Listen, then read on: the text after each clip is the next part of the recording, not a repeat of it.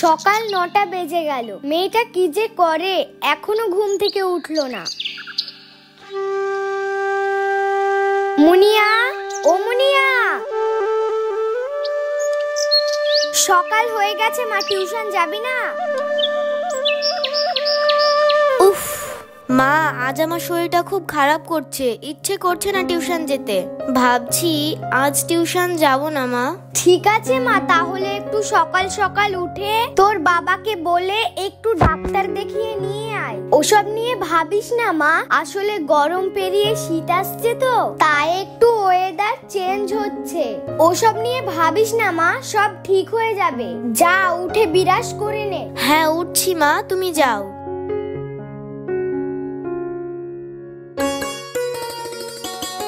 মাসিমা, ও মাসিমা। দাঁড়া বাবা, আসছি। এই দেখো মাসিমা, আমি মুনিয়ার জন্য কি নিয়ে এসেছি। মাসিমা এই দেখুন, মুনিয়া বাচ্চা বেলায় তেঁতুল দিয়ে পুঁটি মাছের চচ্চড়ি খেতে খুব পছন্দ করত, তাই আমি মুনিয়ার জন্য তেঁতুল আর মাছ নিয়ে এসেছি। এ কি বলছিস বাবা? তারপরে এই দেখো মাসিমা, আমি মেসোমশাইয়ের জন্য নদীর চিংড়ি মাছ নিয়ে এসেছি। আরে বাবা, তুই তো তোর মেসোর জন্য খুব ভাবিস রে। জানো মাসিমা, আমরা যখন ছোট ছিলাম, মেসোমশাই যদি মুনিয়াকে 10 টাকা দিত, আমাকেও 10 টাকা দিত। মুনিয়াকে যদি একটা ক্যাডবেরি দিত, আমাকেও একটা ক্যাডবেরি দিত। কত মজা করেই না খেতাম আমরা। ঠিক আছে বাবা, রাখতো সব কথা, আয় ভিতরে আয়। চলো মাসিমা।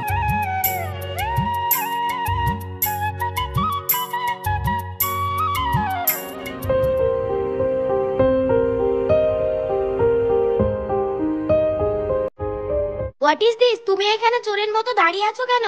না মানে আপনার এই চাটা নিয়ে এসেছিলাম। দরজা সাড়া দিয়ে ঢুকতে পারো না? স্টুপিড, চাটা রেখে চলে যাও।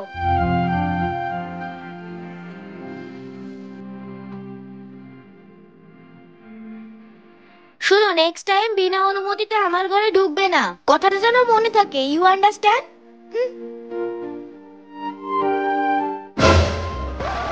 এটাটা কি? ম্যাডাম না মানে সকাল সকাল একটু আদা দিয়ে চা বানিয়ে নিয়ে এসেছিলাম। ব্যাপারটা হলো কি যে আদা দিয়ে চা খেলে মাথা ব্যথা আর গলা ফুসফুসটা ঠিক হয়ে যায়, তাই মানে একটু। শাট আপ, আমার মাথা ব্যথার জন্য হাজার হাজার ডাক্তার আছে, তোমাকে এখানে ডাক্তারিগিরি করতে হবে না। আমি তোমাকে যতটা বলবো ঠিক ততটাই শুনবে। You understand? Get out for my room. মা, ও মা, ও এখানে দাঁড়িয়ে দাঁড়িয়ে কি দেখছো তুমি? হ্যাঁ, ছেলেটা তো একদম নির্লজ্জ বেহায়া রে, কিছু বললে মুখের দিকে ফ্যালফ্যাল করে তাকিয়ে থাকে। ও মা। মা, ওকে কিছু বলিস না রে, ছেলেটা খুব ভালো ছেলে। তুমি কি করে জানলে ছেলেটা ভালো? না না মা, আমি কিভাবে জানবো, আসলে ওর কাজ দেখে বোঝা যায়। মা, আমি কলেজ যাব, অনেক লেট হয়ে গেছে, তুমি আমাকে রেডি করিয়ে দাও তাড়াতাড়ি। চল দেখি।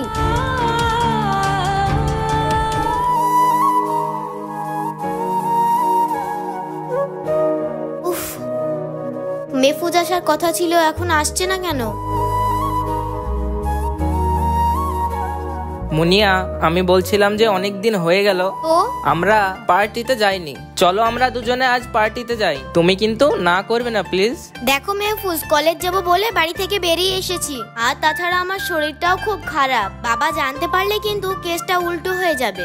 মুনিয়া, তুমি যদি আজ আমার সাথে পার্টি করো, তোমার শরীরটা ফুল অ্যান্ড ফিটিং হয়ে যাবে। আর বাবা তো বুড়ো হয়ে গেছে, এসব কিছু মাইন্ড করবে না, বুঝতে পেরেছো? তাহলেও আমার ভয় করছে মেহফুজ। ভয় কিছু না মুনিয়া, আমি সব ম্যানেজ করে নিব, তুমি এসব নিয়ে ভেবো না, আমি তো আছি। বেশি কিছু ঘটে গেলে আমরা দুজনে বিয়ে করে নিব। ঠিক আছে মেহফুজ, বেশি টাইম কিন্তু দেব না, জাস্ট 1 ঘন্টা। ঠিক আছে, তাই হবে।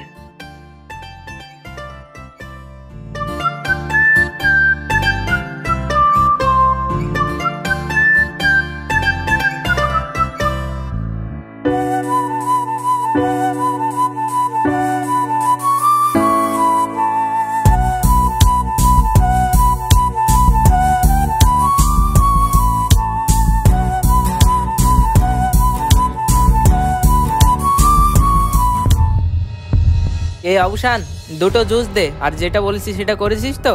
আরে দাদা, একবার বললেই যথেষ্ট, বন্ধু বলি কথা, তুই যা, কাজ হয়ে যাবে। ঠিক আছে, তুই নিয়ে আয়।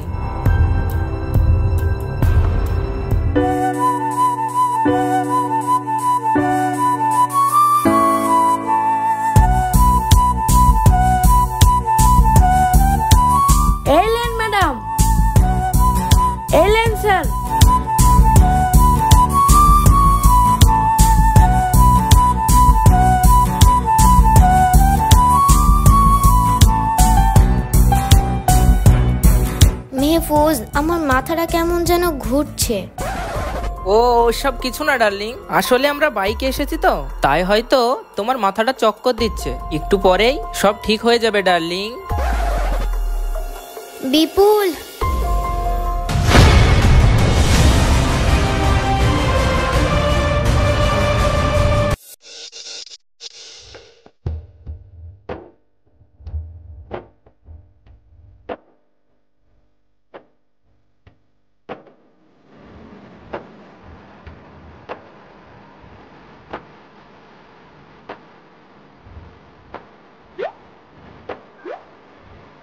আমার আংটিটা বুঝতে পারছি না।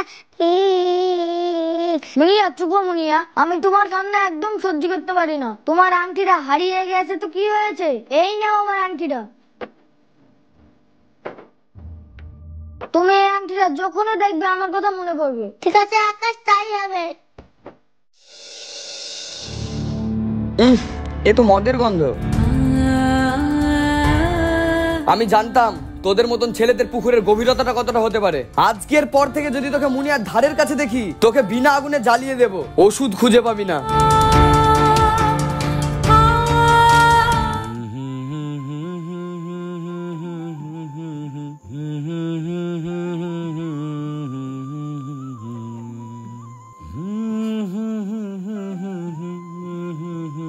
আমি এখানে কেন?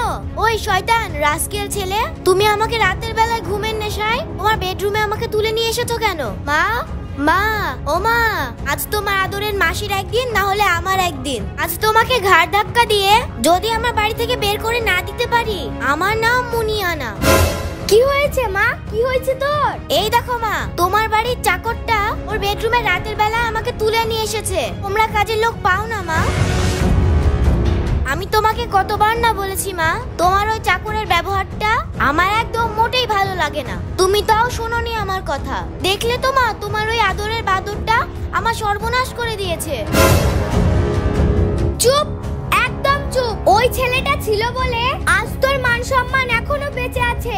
ওই ছেলেটা যদি আজ না থাকতো তাহলে কি হতো জানিস? তোর কালকে কলেজ যাওয়ার নাম করে কোথায় গিয়েছিলিস মেহফুজের সঙ্গে? জানিস কোথায় নিয়ে গিয়েছিল তোকে মেহফুজ? তোকে মদ খাইয়ে তোর সঙ্গে কি না একটা ব্যবহার করতো, সেটা কি ভাবতে পেরেছিলি তুই? সেখান থেকে তোর মান সম্মান বাঁচানোর জন্য বিপুল তোকে নিজে গিয়ে নিয়ে এসেছে। মাসিমা, ওই মানে মুনিয়াকে কিছু নোংরা ছেলেরা কলেজ যাওয়ার নাম করে পার্টিতে নিয়ে গিয়ে মদ খাইয়ে দিয়েছে। আমি ভাবলাম ভিতরে নিয়ে গেলে মেসোমশাই জানতে পারলে ব্যাপারটা অন্যরকম হয়ে যাবে, তাই আমি আমার ঘরে মুনিয়াকে রেখেছি। চলুন দেখুন। এ কি বলছিস বাবা, চল তো দেখি। আসুন, এই দেখুন মাসিমা।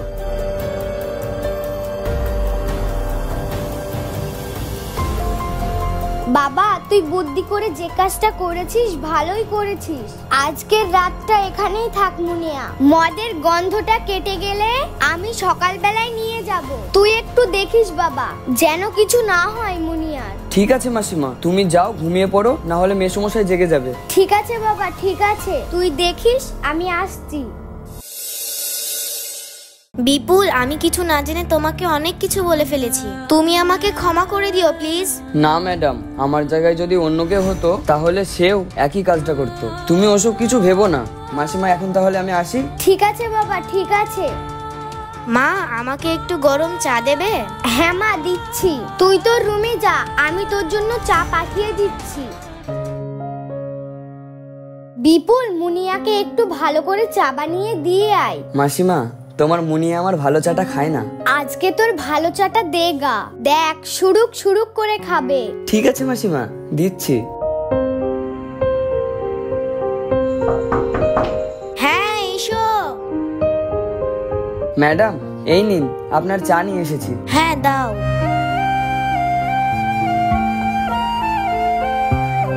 আজকেও সেই আদা দিয়ে চা বানিয়ে নিয়ে এসেছো?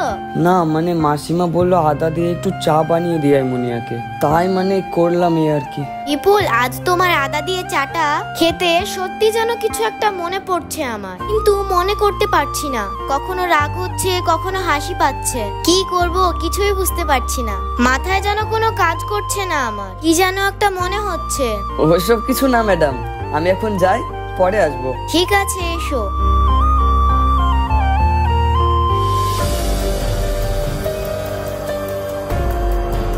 আজ আমি মেহফুজকে উচিত শিক্ষা দেব।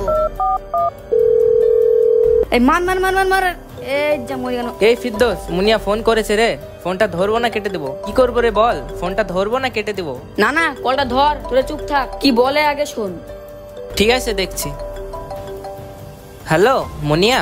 হ্যালো মেহফুজ, তুমি আজ কলেজে আসবে না? জানো কালকে আমাদের পার্টিতে কি হয়েছিল? আমার কিছুই মনে পড়ছে না। আমাকে খুব মিস করছি মেহফুজ। ও মাই ডার্লিং, আমিও তোমাকে খুব মিস করছি। তুমি এসো, আমি কলেজেই আছি। ঠিক আছে, তুমি কলেজে থাকো, আমি কিছুক্ষণের মধ্যে আসছি।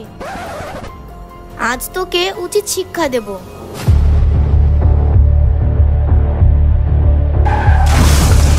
মুনিয়া,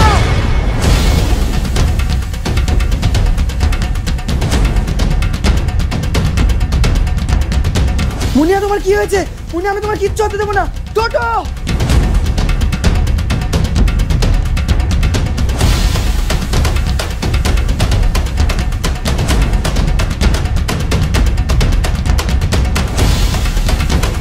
মাসিমা, মাসিমা মুনিয়ার অ্যাক্সিডেন্ট হয়েছে, আপনি তাড়াতাড়ি চলে আসুন আস্তে নার্সিং হোমে।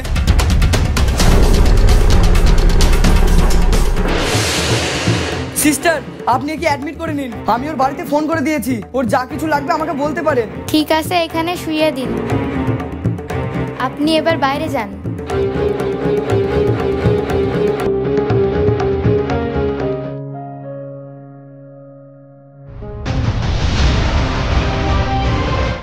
মেহফুজ, মেহফুজ।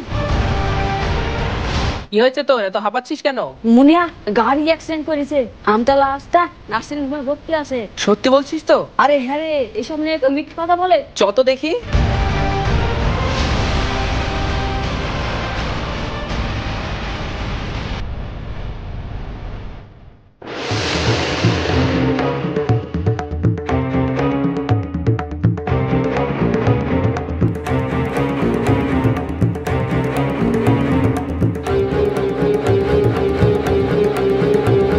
শুনুন, আপনি একটু ভিতরে আসুন। আপনার পেশেন্টের ব্লাড লাগবে। যা গিয়ে ব্লাডটা দে। মাথা খারাপ হয়েছে, আমি কেন ব্লাড দিতে যাবো? সিস্টার, ওর ব্লাড গ্রুপটা কি একটু বলবেন আমাকে? ওর ব্লাডের গ্রুপ হচ্ছে বি পজিটিভ। সিস্টার, আমার ব্লাড গ্রুপও তো বি পজিটিভ, আমারটা দিলে হবে না? অবশ্যই হবে, কে বলেছে হবে না? তাহলে নিন। ঠিক আছে, আপনি আসুন। সিস্টার, আমার মেয়ের কি হয়েছে? না, তেমন কিছু হয়নি। আপনার মেয়ের ব্লাড শর্ট আছে, শরীরটাও খুব দুর্বল ছিল, অ্যাক্সিডেন্ট করে পড়ে গিয়েছিল। আপনার মেয়ে কি খাওয়া দাওয়া করে না? একটু ভালো করে খাওয়া দাওয়া করাবেন, কেমন? ঠিক আছে সিস্টার, আপনাকে ধন্যবাদ, আপনি আমার মেয়ের জীবন বাঁচিয়েছেন। আপনি আমাকে নয়, বিপুলকে ধন্যবাদ জানান। মুনিয়াকে উনি যদি ব্লাড না দিতেন, ভগবান জানে ওনার কি হয়ে যেত এতক্ষণ।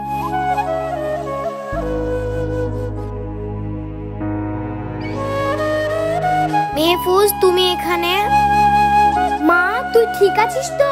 হ্যাঁ মা, ঠিক আছে, কিন্তু এখানে আমার এক মুহূর্তও থাকতে ভালো লাগছে না। তুমি আমাকে যত তাড়াতাড়ি সম্ভব এখান থেকে নিয়ে চলো। যাবে যাবে, সুস্থ হয়ে গেলে অবশ্যই যাবে।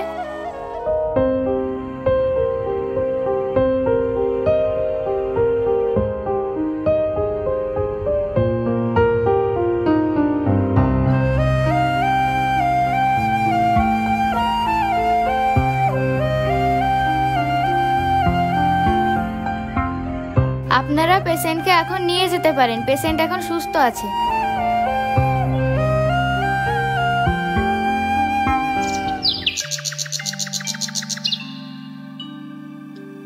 মা, ওই বিপুল ছেলেটা কে গো?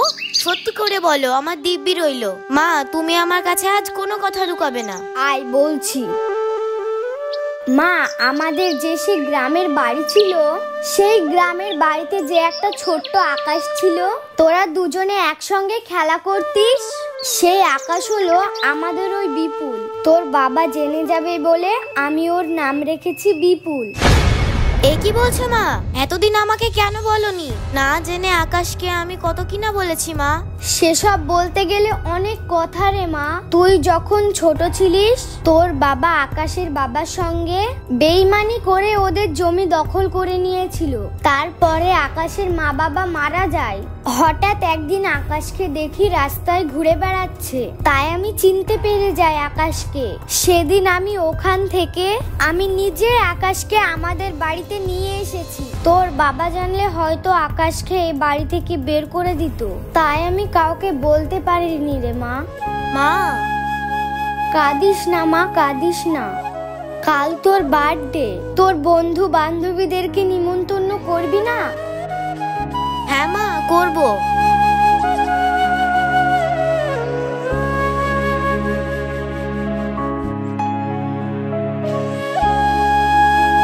মাসিমা আসুন, ভিতরে আসুন। যাচ্ছি বাবা। ম্যাডাম, এখন আপনার শরীরটা কেমন লাগছে? আকাশ, আমি এখন ঠিক আছি। আকাশ, আজ তোমার সে আদা দিয়ে চাটা খেতে খুব ইচ্ছা করছে, তুমি দেবে না আমাকে? বলো। কি বলছো মুনিয়া? আজ তুমি যা চাইবে তোমাকে তাই এনে দেবো। বাবা তুই একটু যা তো, রেস্ট কর।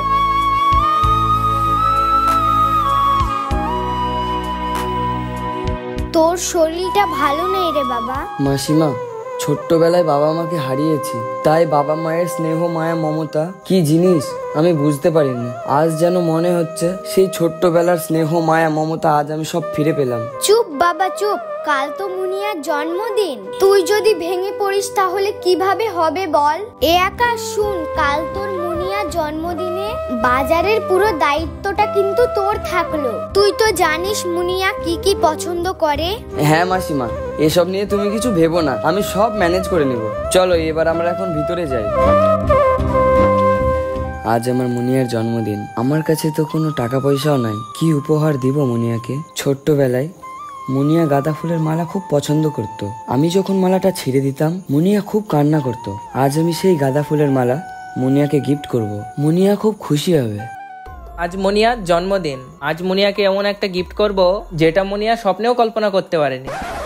গিফট নিয়ে মুনিয়া মুগ্ধ হয়ে আমাকে বিয়ে করতে বাধ্য হবে, আর আমি এই বাংলোর মালিক হব।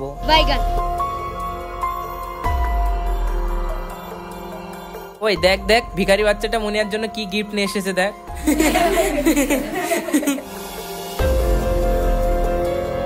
ওর গাঁদা ফুলের মালাটা মুনিয়া দেখবি ছিঁড়ে ফেলে দেবে আমাদের পায়ের তলায়। আর আমরা ওই ফুল ছিঁড়ে ভিখারির বাচ্চাটার গায়ে ছুঁড়ে মারবো আমরা সবাই মিলে।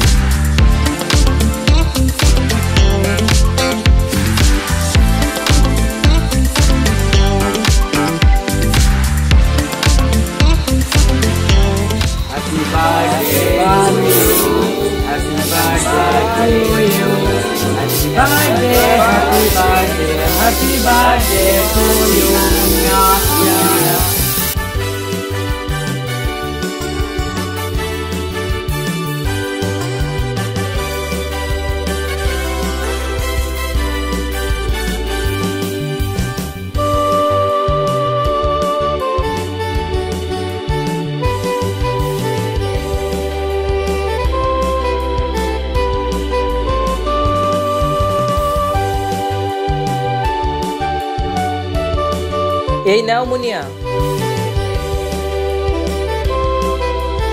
এই নাও মুনিয়া।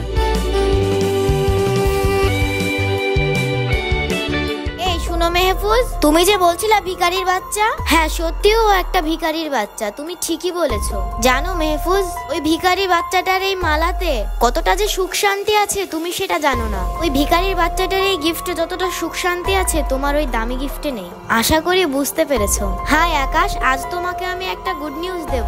আমিও তো ভাবছি তোমাকে একটা গুড নিউজ দিব বলে। তা তোমারটাই আগে বলো। না, তোমারটা আগে বলো। না তুমি বলো। না তুমি বলো। না তুমি। আচ্ছা ঠিক আছে, শোনো, আমার বিয়ে ঠিক হয়ে গেছে। তুমি আমাকে কংগ্রাচুলেশন জানাবে না? কংগ্রাচুলেশন। তা কোথায় বিয়ে ঠিক হয়েছে তুমি আমাকে জিজ্ঞাসা করবে না? হ্যাঁ বলো। মম তোমার সঙ্গে বিয়ে ঠিক করেছে। কি বলছো তুমি?